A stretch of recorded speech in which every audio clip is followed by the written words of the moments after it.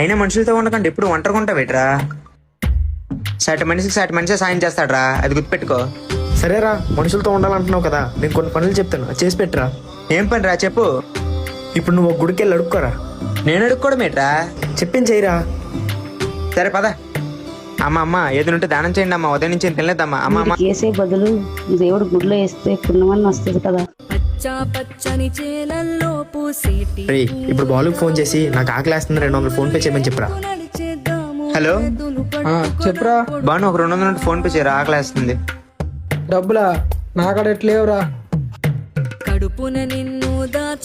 రే బాలు, అది చెప్పమాయా. అరే beer తాగాలనిపిస్తుంది, 200 phone pay చేయరా.